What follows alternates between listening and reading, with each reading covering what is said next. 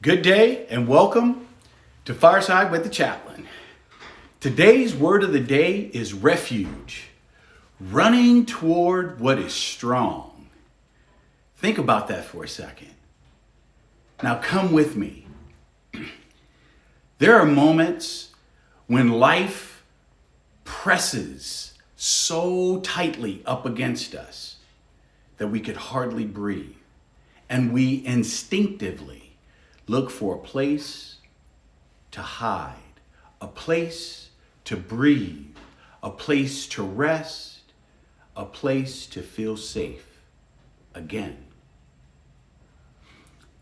In those moments, the question is not if we seek refuge, but where. I don't know about you, but that's what comes to my mind first. Where am I going to go? Scripture redirects our steps, reminding us that proper safety is not found in circumstances. It's not found in positions of perceived authority. It's not found in control. It is found in the presence of a true and living God.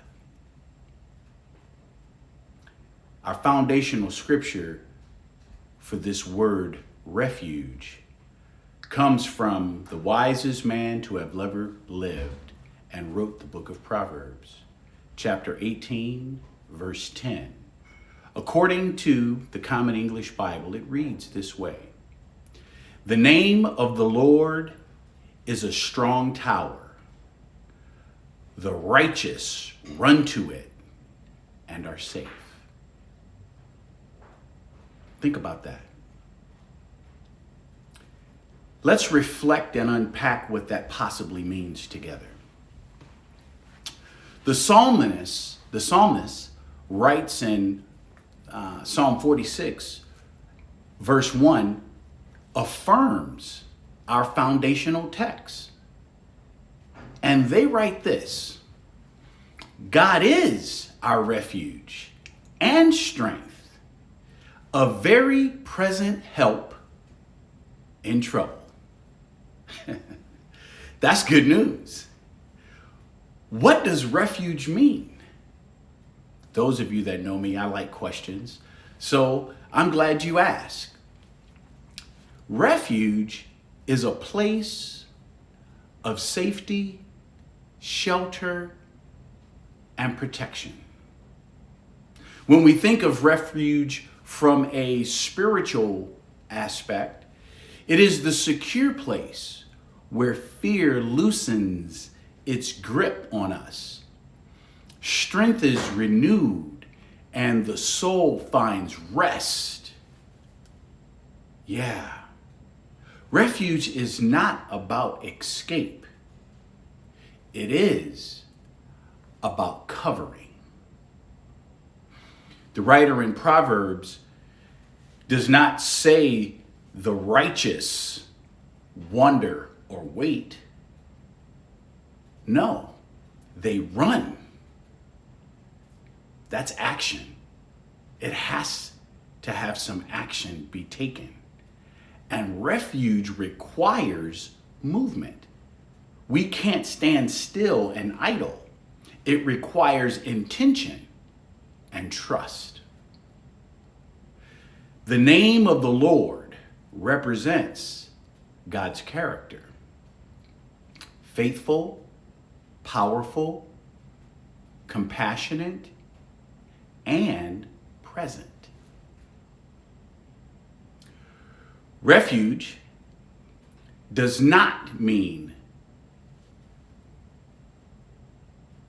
the storm is going to stop or the storm is going to pass quickly.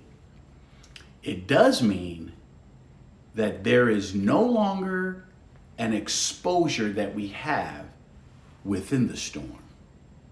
You see, God becomes a strong tower for us, high enough to rise above all our fear, sturdy enough to withstand the winds and the pressure that will come against us, and close enough to reach us at any given moment.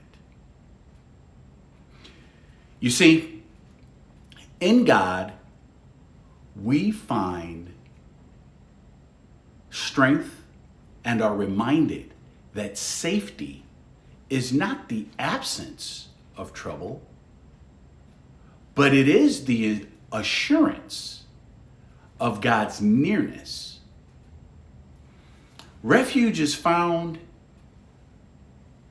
when we intentionally turn toward God rather than retreat to our own self-reliance or our own fears.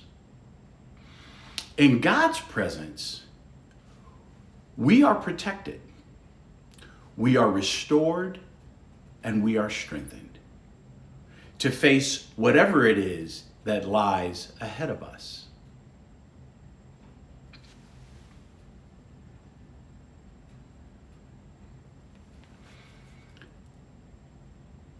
I hope the pause doesn't bother you. I wanted you to reflect just a minute. I've got 3 questions for you now. When stress or fear arises, where do you mostly run for refuge? Where do you go? Do you have a safe space? Is there a safe person? Here's number 2. What would it look like to intentionally run to God first rather than as a last resort? My. There's places that we run first when it comes to medical attention. There's places that we run first when there's mental conditions. Who do you run first to? Here's number 3. How has God been a strong tower for you in the past seasons of difficulty? What does that look like for you? That's a good way to reflect on how God has been a refuge. If you forget everything else, here's the deal. Refuge is not found in running away from life, but in running toward God, who is strong enough to hold us through it. The word of the day is refuge. Now, if these words that you are getting from me is meaningful, is challenging, and you're growing and you're really processing and having an opportunity to reflect, then I encourage you to hit the share button. That was my daughter in the back, refuging in her room. But hit the share button. Share the thoughts. Share the word, because at Focus and Vision Ministries, we believe that one word can change somebody's life. And we want to be able to help change people's lives, equipping them to thrive in life. If you have not become a financial supporter of Focus and Vision Ministries, there's a link below that I encourage you to join us. Check us out. Help support what we're doing to equip people to thrive in life.